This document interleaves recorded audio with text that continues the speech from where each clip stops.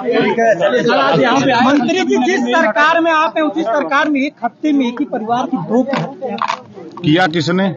नामजद कौन हुआ? इस पे ध्यान आपका है? और नीचे कर लीजिए। समाजवादी पार्टी की सरकार में जो सपा की सरकार थी उसे गुंडों की सरकार कहते थे। उसी की सरकार में पैदा हुए ये अपराधी अपराध कर रहे हैं। आखिर में उन्हीं का नाम क्यों आ रहा है? कहीं भी घटनाएं हो रही हैं, आप देवरिया को उठा कर देखिए, उसी का नाम आया। यहाँ भी घटना में दोनों बार के एफआईआर उठा के पढ़िए, क्यों आ रहा है?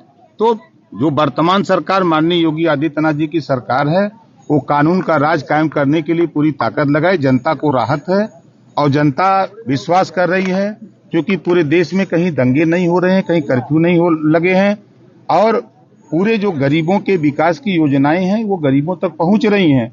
इस बात को लेकर के आपके इस खलीलाबाद में कुछ ऐसे शरारती तत्व हैं जो गरीबों को शराब पिला करके नशे में ले जा करके बैनामा करा लेते हैं और करा करके जब वो होश होता पैसा मांगने जाता है तो उसको डरवा धमका करके या तो उसको विवश करते हैं, वो अब जाकर के कहीं हत्या कर लेता है या वो खुद मारते हैं।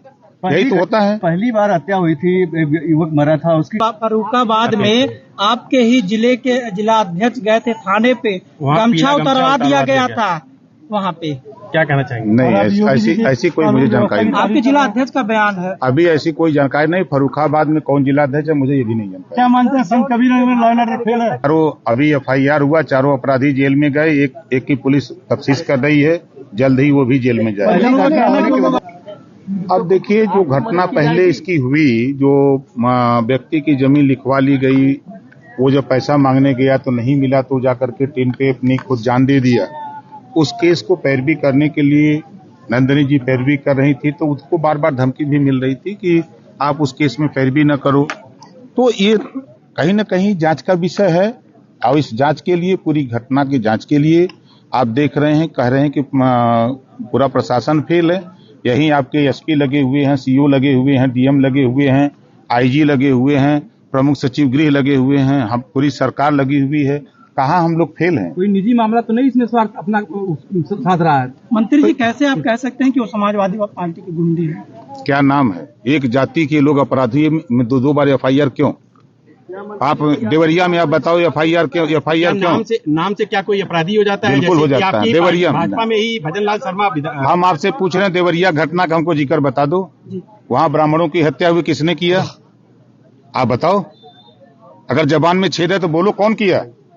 यहीं हत्या हुई तो किसने किया? किसने करवाया? फिर सुनो भाई, आप चुप रहो यार। किसने करवाया? कोई निजी मामला? हम आपसे पूछ रहे किसने करवाया, बताओ आप। कोई निजी मामला तो नहीं अपना स्वार्थ साथ रहा है? नहीं, देखिए, मैं फिर कह रहा हूँ, समाजवादी पार्टी की सरकार में सहमिला और गुंडे पैदा हुए, अपराध करने लगे, जिससे पूरे प्रदेश में हाहाकार मचा हुआ था। आपका कहने का मतलब यादव लोग गुंडे हैं? मैं ये नहीं कह रहा हूँ, आप कह रहे हैं। क्या लगता है? आप एक ही जाति से द्वंद्व क्यों हो रहा है? मंत्री जी, आपकी भाषा तो यादों पे ही नहीं, आप ये आप बोल रहे हो ना, ये तो आप बता रहे हो। एफआईआर आखिर में आमने सामने क्यों हो रहा है? चलिए।